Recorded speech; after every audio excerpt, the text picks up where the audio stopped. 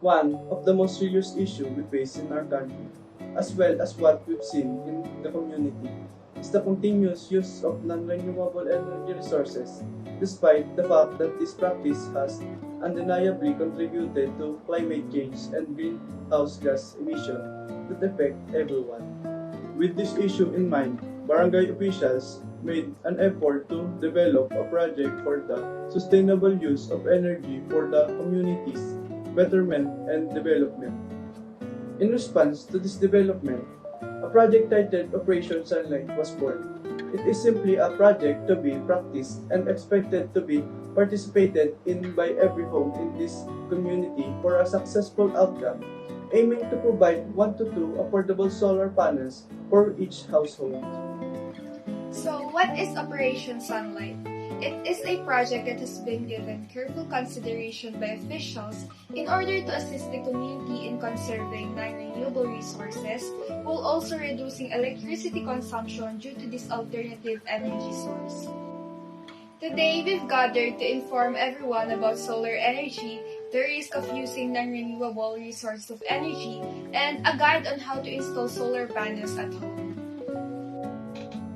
First, let's talk about the risks of using non-renewable energy resources. First, it produces greenhouse gases. Greenhouse gases such as carbon dioxide, nitrous oxide, methane, and the like. Second, its byproducts cause damage to the environment itself. Next, its products pose potential threat to human health. Non-renewable energy resources are not just altering the Earth's atmosphere by increasing the amount of greenhouse gases, they also emit a variety of pollutants that affect people's health and the environment. It's very hazardous for us humans. We can get sick, we can get diseases, and the like. When it comes to the land being mined to get these non-renewable energy resources, they are left with very poor soil quality thanks to the chemicals used that also emit pollution, that also pollute the area and the water reserves in the area. Next, non-renewable energy resources produce non-biodegradable waste generation. Not just that, they also produce oil spills. Oil spills are very common nowadays. We see them in the news. We see ships with their oils spilling into the sea. It's very bad. It's very hazardous. Lastly, it's not just the air that we breathe that gets polluted. Dangerous pollutants that are emitted into the air can then take part into the water cycle. This is the case of acid rain, which forms when sulfuric acid and other chemicals are introduced into the atmosphere thanks to industrial processes. Chemicals suspended in the air then turn rain badly acidic. Now let's move on to the main resource of the presented project, which is the well-known solar energy, a renewable sources. What is solar energy? It is energy from the sun that is converted into thermal or electrical energy. Solar energy is the cleanest and most abundant renewable energy source available. Solar technologies can harness this energy from a variety of uses, including generating electricity, providing light, or a comfortable interior environment, and heating water from domestic, commercial, or industrial use.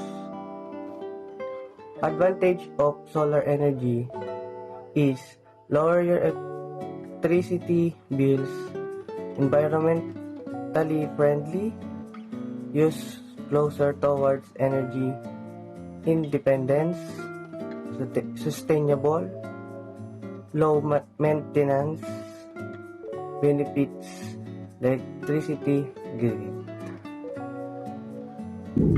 Lastly, the highlight of this talk is providing a guide for installing solar panels at home. The first step to installing solar panels is proper planning. Plan out where and how you're going to install your solar panels. This means measuring the dimensions of your solar panels and making a way to fit them in the available space. Once you have a general plan of action, the next thing you have to do is to install the physical supports. The usual supports for solar panels are brackets for slope roofs and mounting rails for flat roofs. When installing these supports, you should make sure that they are secured to your house's rafters or trusses. Attach your solar panels onto your supports. Ensure that the solar panels don't accidentally slide off the supports. When your solar panels are installed, the next part of the process is to connect them together. Make sure that all of the wires are properly insulted and waterproof. Don't forget to connect a ground wire from the mounting hardware to the earth to prevent any sort of shock. After all the work up on the roof, it's now time to set up all the photovoltaic components. Install the inverter and the other parts of the photovoltaic system in a safe and hidden part of your home, usually in a garage or in outbuilding. The last thing you should do is to connect your inverter to the AC breaker panel in your house. Make sure that the main breaker is turned off when you're connecting this. Connect the PV wires to the DC disconnects, switch, and to the other photovoltaic system components until the main DC disconnect. Afterward, connect the main DC disconnect to the inverter.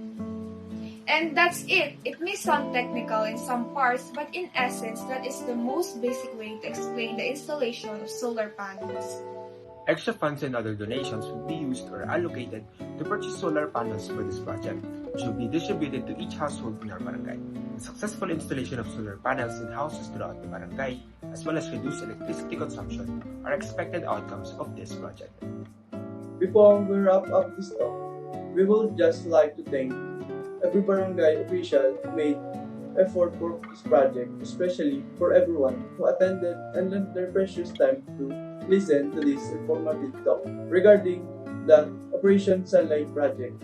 We highly appreciate your cooperation. Thank you and God bless.